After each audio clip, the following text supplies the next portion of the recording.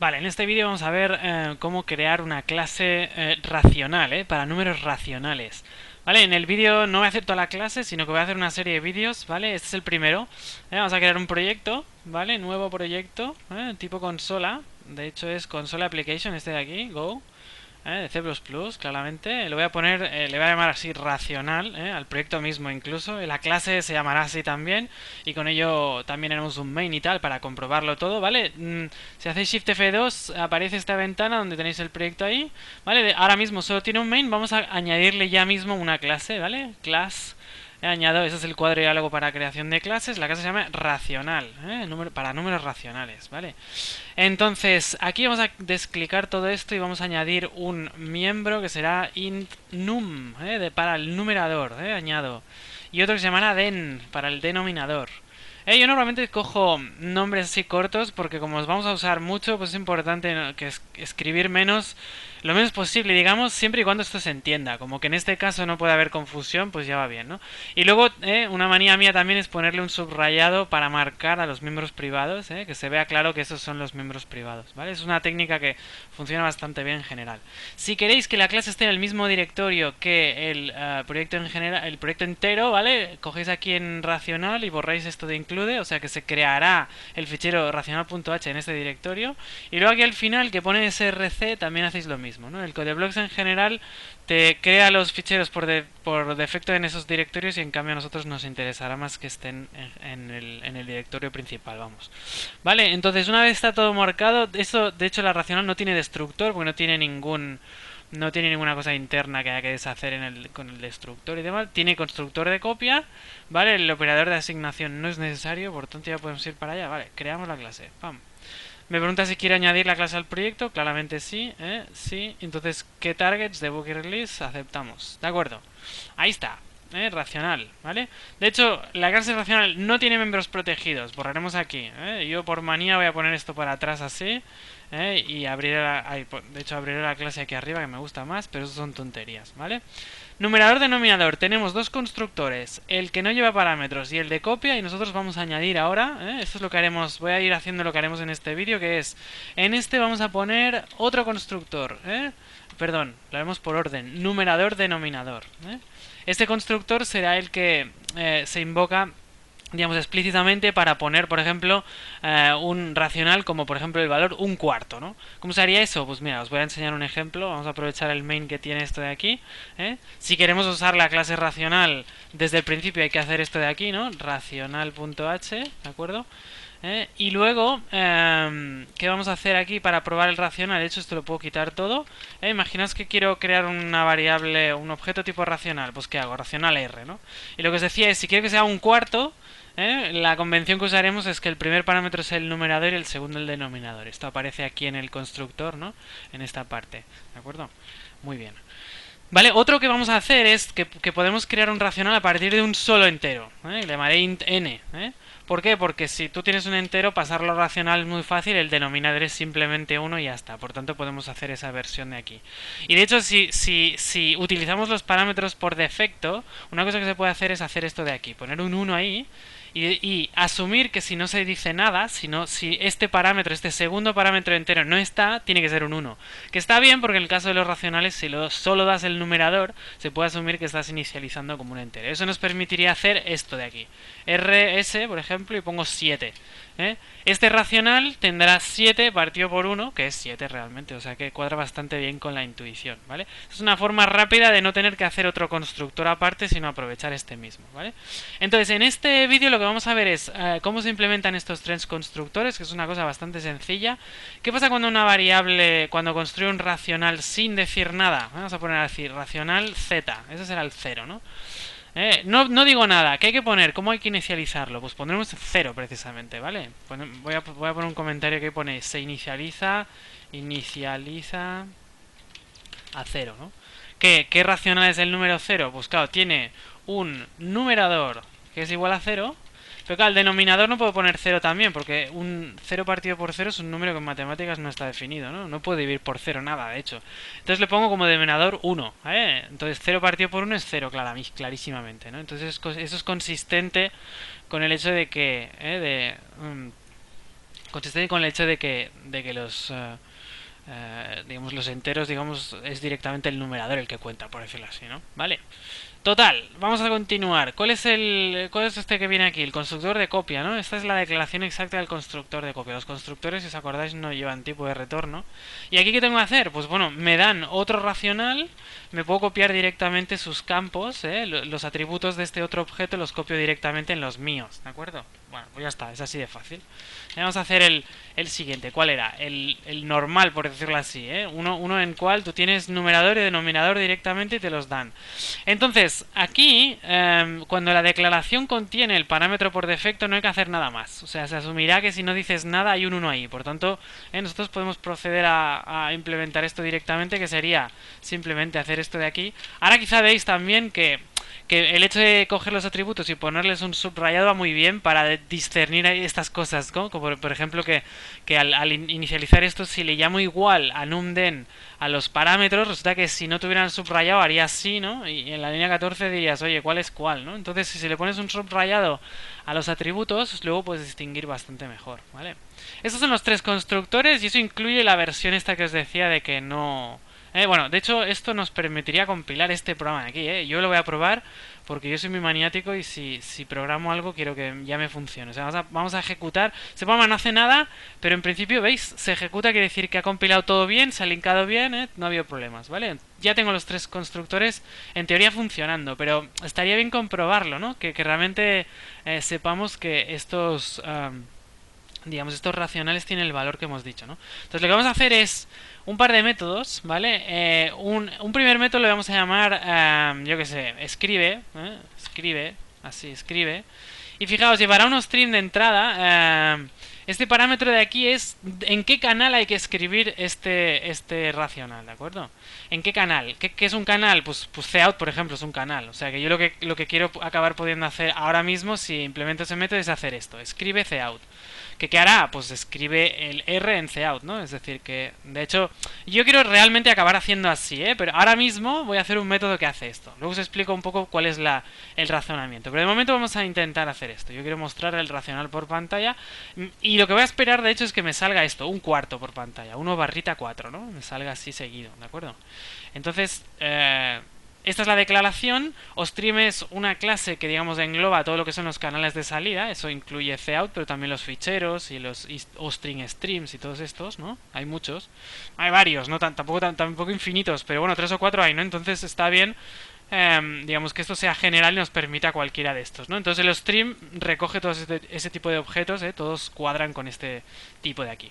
Y entonces, para poder poner esto aquí vendría include iostream, que es la clase que define perdón, es el fichero de cabecera que declara, perdón, las clases ostream y istream, ¿vale? De acuerdo. Entre ellos está el cout y tal. Entonces, aquí nos vendrían ganas de poner esto de aquí, using namespace estándar. Pero eso no hay que ponerlo en ficheros de cabecera. En los ficheros .h no hay que poner el using namespace nunca, ¿vale?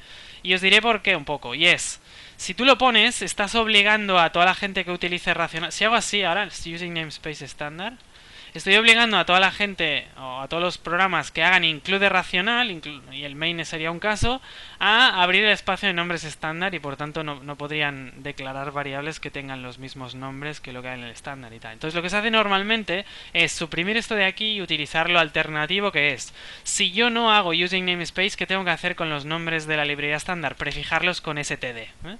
Lo que hace esencialmente using namespace estándar, como por ejemplo aquí en el main, es si lo pongo, evita que tenga que escribir cada vez este prefijo. Pero en los ficheros .h es importante no poner el using namespace, sino prefijar realmente todos los usos de las cosas que hay en la librería estándar, ¿no?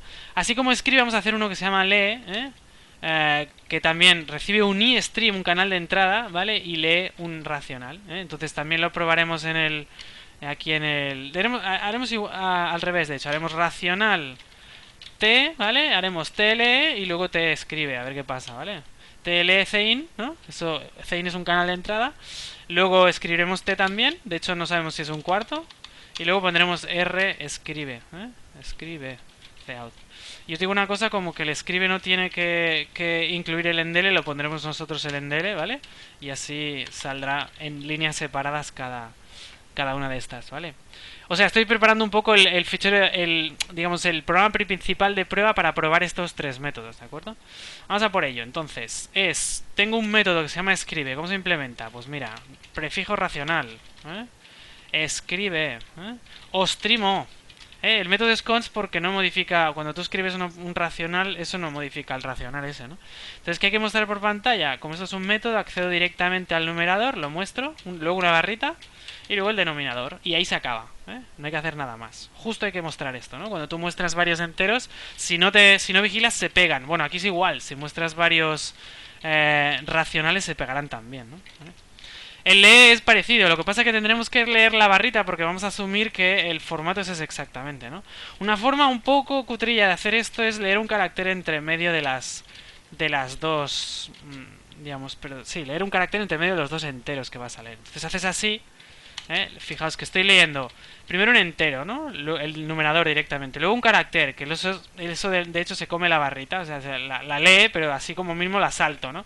Y entonces luego leo el denominador, o sea que pondremos que este carácter es para leer la barra, ¿no? La barra esta de aquí. O sea que esto lee en el formato, pues eso, yo qué sé, 2/7, pues es eso, 2 partido por 7, ¿no? Se leería así y la barra se lee realmente también. Lo que hace esto en el fondo es respetar el formato que hemos utilizado para la salida, lo respetamos en la entrada. O sea, esto lee y escribe en el mismo formato, siempre, ¿no? ¿Vale? Que es, pues eso, numerador barra denominador y ya está, ¿vale? Con esto, en teoría, el programa este ya compila, ¿eh? Si lo he hecho bien, está todo más o menos normal. Sí, nos falta una cosa, que es que así como hemos utilizado std en racional.h y hemos utilizado el prefijo, aquí en racional cpp sí que podéis poner using namespace estándar, ¿eh? Esto que he explicado antes era solo para ficheros de cabecera, ¿vale? Así, aquí podéis usarlo tranquilamente, porque es dentro del contexto de este CPP, ¿no? El problema de los ficheros de cabecera es que como los vas a meter en cualquier otro CPP, de alguna manera, entre comillas, contaminas todos los ficheros donde esto se incluya. En tus ficheros propios CPP tú puedes poner el using que tú quieras, ¿no? Cuando implementas, ¿no? Lo que está mal de esto es obligar a los demás, ¿no? A poner el using si no lo necesitaban. Es un poco esta la idea. ¿Vale? Lo tengo que poner porque estoy utilizando stream y stream aquí. Internamente racional ya lo lleva, o sea que yo ya sé que eso está incluido, o sea que no hay problema, ¿vale? Vamos a compilar, a ver. De hecho, no sé qué problema hay, que se ha quedado... Ah, no, que me está esperando que escriba un racional. Vamos a poner 5 cuartos, ¿eh? Y entonces sale... De hecho, me he equivocado, ¿no? En algo, porque he puesto... Ah, no, claro, he puesto t escribe 2 veces. Digo, es que yo recordaba que el r era un cuarto. Vamos a poner así. Vamos a ejecutarlo otra vez. Ahora vamos a poner otro nombre, otro valor. 3 medios, 3 medios, 3 medios y un cuarto, ¿vale? En principio esto funciona bien. Claro, nuestro objetivo en el fondo, ¿cuál es? Estos métodos que he hecho, escribe y lee, no son la mejor manera de escribir y leer un racional, porque es muy incómodo. Tienes una instrucción un poco larga para hacer eso, cuando nos gustaría a lo mejor hacer esto, ¿no? Muy fácil, estaría muy bien que la clase realmente sea tan cómoda como las que conocemos de toda la vida, que son los enteros y los strings y todo el mundo. Entonces a mí me encantaría poder hacer esto de aquí, ¿no? Cout, ¿vale? Así. En vez de escribir estas 5 instrucciones un poco más crípticas, poner esto que es mucho más claro, ¿vale? Y que es lo que hemos escrito siempre, ¿no? Para hacer esto, ¿qué hay que hacer? Pues hay que hacer operadores, el operador de entrada para racionales y el operador de salida para racionales, ¿vale? Entonces, ¿cómo se hace eso? Pues bueno, vais aquí, hay que declararlos. Los operadores de salida nunca pueden ser miembros de la clase, no son métodos, porque tendrían que pertenecer a la clase OStream y esa clase no nos es accesible o no la podemos reimplementar, por decirlo así, porque ya está hecha. ¿Vale? Entonces se declaran de esta manera.